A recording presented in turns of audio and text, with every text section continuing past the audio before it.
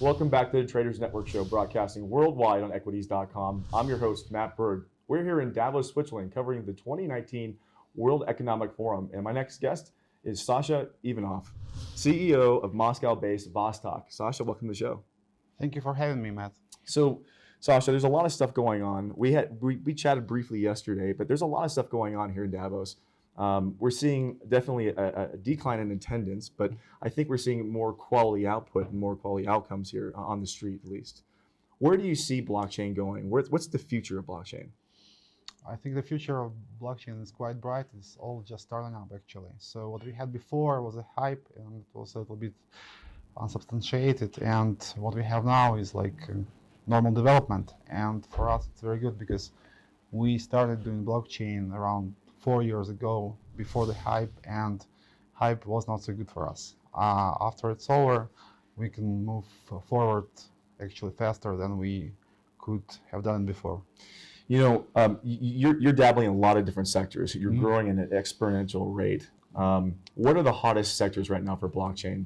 I mean, from an organization standpoint, what companies should be looking into blockchain from the supply chain, from ERP, from any technical aspect? Yeah, so blockchain is a very basic technology. So it can be used by any kind of business, and it's basically a database. So what business could use a database? Basically any kind of business. So just a new type of a database.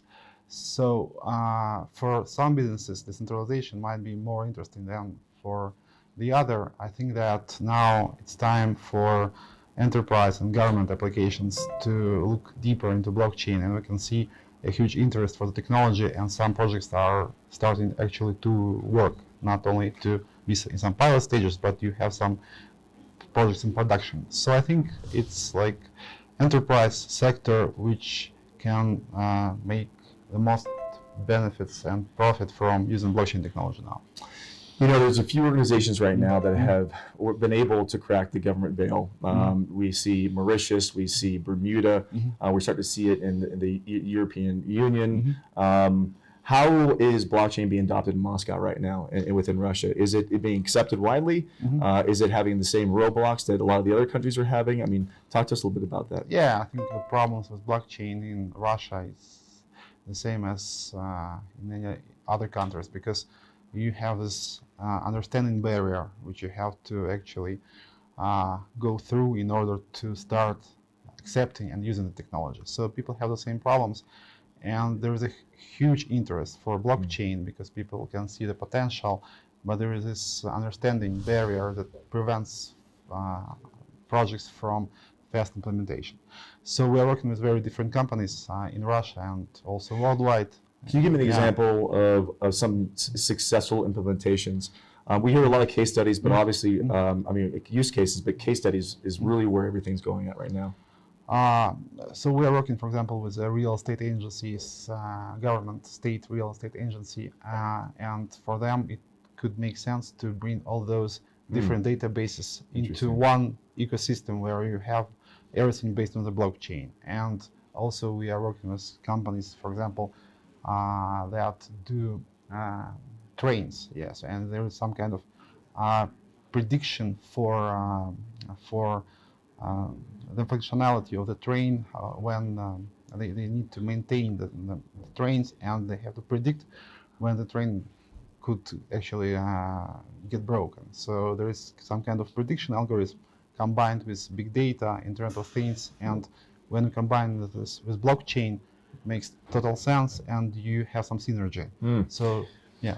So, from an enterprise side, we interviewed a lot of people on the blockchain yesterday, and it seemed that there are two sides of blockchain, from what we can understand.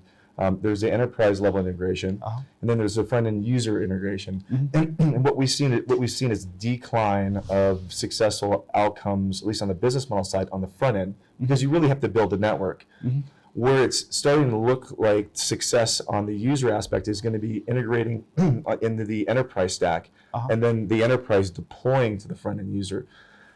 What do you think about that? Do you think that that's the direction it's all going to go? That corporations are going to have to adopt it before users are going to start, using it to create, value that wasn't there before? Yeah, probably. So when you do business, you have to do with with enterprise, with corporations. So, but if you don't change anything in your business models here, if you are just try to do the same what you have done before, but on the blockchain, probably it wouldn't make too much sense. I think you need to use the technology, but also you need to use all the good ideas that emerged within blockchain ecosystem, an open blockchain ecosystem. And what we, for example, do, we try to bring those ideas over to enterprise. So we had a successful open blockchain project, and we are still developing it. It's called Waves, and it's a pretty big cryptocurrency blockchain platform. And we are trying to actually somehow tweak it and somehow adapt it for enterprise usage. And it's not only tech, but also some ideas, for example, tokenization and similar things that can make sense and that actually show us that it's not only about the blockchain, it's about the next generation of internet technologies. It's about Web3 zero, so it's not about the blockchain. It's about something bigger now. We're going to cut to a commercial break, but I'd like to talk a little more about Web 3.0 and Web 4.0. There's a lot of talk about creating decentralized internets and what that looks like.